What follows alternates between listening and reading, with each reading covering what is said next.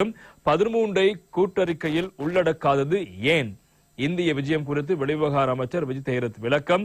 தேசிய பிரச்சினைக்கு தீர்வு காணும் புதிய அரசியலமைப்பை உருவாக்குவோம், சிக்கல்களை தீர்த்து மாகாண சபையை தேர்தலை நடத்துவோம் என்பதாக அவர் தெரிவித்திருப்பதாக அந்த செய்தி முக்கியமாக இடம்பிடிக்கிறது.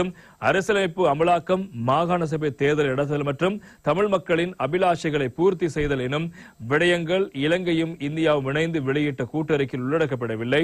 இந்திய அரசாங்கம் மற்றும் இந்திய மக்கள் சார்பில் கருத்துக்களை வெளிப்படுத்துவதற்கான உரிமை அந்நாட்டு பிரதமர் நரேந்திர மோடிக்கு இருக்கிறது.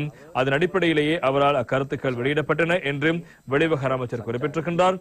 அரசியலமைப்பின் 13வது திருத்தம் உள்ளடங்கியிருப்பதனால் அவ்விடயத்தை கூட்டறிக்கையில் உள்வாங்க வேண்டிய அவசியம் ஏற்படவில்லை என்றும் தெரிவித்தார்.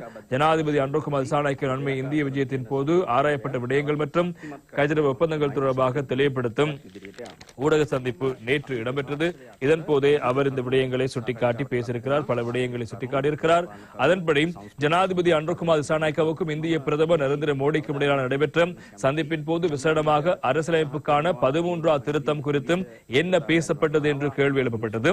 அத்தோடு அவ்விரு தரப்பு சந்திப்பை அடுத்து இலங்கையும் இந்தியாவும் இணைந்து வெளியிட்ட கூட்டறிக்கையில் அரசியலமைப்புக்கான 13வது திருத்தம் குறித்து எந்த ஒரு விடயமும் உள்வாங்கப்பட்டிருக்கவில்லை. நிலையில் அவ்விடயத்தை உள்வாங்குவதற்கு இலங்கை அரசாங்கம் இணங்கவில்லை என வெளியான தகவல்களின் உண்மைத்தன்மை தொடர்பிலும் அமைச்சரிடம் வினவப்பட்டது. அதற்கு பதிலளித்த அமைச்சர் விஜய் தேரத் அந்த கூட்டறிக்கையில் அதனை உள்வாங்க வேண்டிய அவசியம் ஏற்படவில்லை என தெரிவித்தார். நாம் எமது நாட்டின் அரசியலமைப்புக்கு அமைவாகவே செயற்படுவோம். எமது அரசியலமைப்பில் 13வது திருத்தம் உள்வாங்கப்பட்டிருக்கிறது. எனவே அது குறித்து புதிதாக கலந்துரையாட வேண்டிய அவசியமோ அல்லது கூட்டறிக்கையில் உள்ளடக்க வேண்டிய அவசியமோ இல்லை என்றும் சுட்டிக்காட்டினார். மேலும் எதிர்வரும் 2025ஆம் ஆண்டின் ஆரம்பத்தில் உள்ளூராட்சி மன்ற தேர்தலை நடத்தப்படும். அதற்குரிய நடவடிக்கைகள் முன்னெடுத்து வருகின்றோம். உள்ளூராட்சி மன்ற தேர்தலுக்காக ஏற்கனவே தாக்கல் செய்யப்பட்ட வேட்புமனுக்களை ரத்து செய்து மீண்டும் புதிதாக வேட்புமனுக்கள் தாக்கல் செய்யக்கூடிய விதத்தில் சட்டத்தில் திருத்தங்களை மேற்கொள்ள வேண்டும். தற்போது அதற்குரிய ஆயத்தங்கள் மேற்கொள்ளப்பட்டுள்ளன. எதிர்வரும் ஜனவரி மாத தொடக்கத்தில் அதனை பார்லிமெண்டில் சமர்ப்பித்து நிறைவேற்றுவதற்கு எதிர்பார்க்கிறோம்.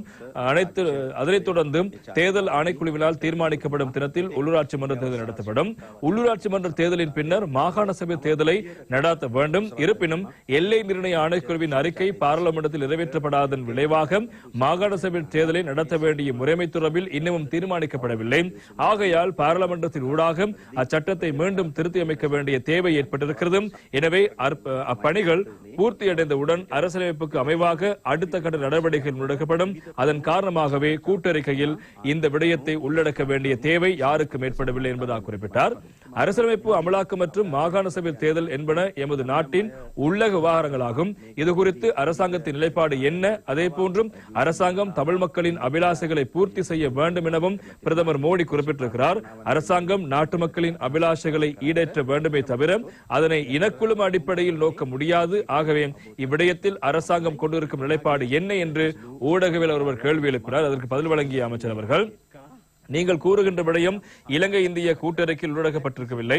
இந்திய பிரதமருக்கு அந்நாட்டு அரசாங்கம் மற்றும் மக்கள் சார்பில் கருத்துக்களை வெளியிடுவதற்கான உரிமை இருக்கிறது.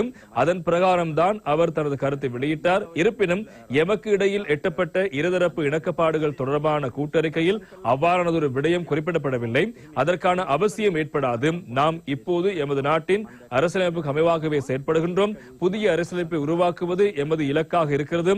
அது பற்றி நாம் எம்முடைய இலக்கை எம்முடைய கொள்கை பிரகடனத்திலும் குறிப்பிட்டிருந்தோம். எனவே எதிர்வரும் காலங்களில் விசேடமாக தேசிய பிரச்சினைக்கு தீர்வு காண்பதை இலக்காக கொண்டு சர்வதேச மனித உரிமைகள் பிரகடனங்களில் சரத்துக்களை உள்வாங்கக்கூடியவாறான புதிய அரசியலமைப்பை தயாரித்து அதற்கு நாட்டு மக்களின் ஒத்துழைப்பை பெறும் நோக்கில் பயணித்து வருகிறோம். இதுவே எமது அரசாங்கத்தின் நிலைப்பாடு என்பதாக நேற்று தினம் ஜனாதிபதியினுடைய இந்திய விஜயம், அதன் போதான விடயங்களை அடிப்படையாக வைத்து எதிர்க்கட்சிகள் ஏற்படுத்துகின்ற சர்ச்சைக்குரிய கேள்விகள் உள்ளிட்ட பல விடயங்களுக்கு நேற்று அமைச்சர் விஜய் தேரத் இவ்வாறு பதில் வழங்கியிருந்தார் என்பதும் முக்கியமான செய்தியாக இன்று தினம் பத்திரிகைகளிடம் எடுத்திருப்பதை நாங்கள் காணக்கூடியதாக இருக்கிறது.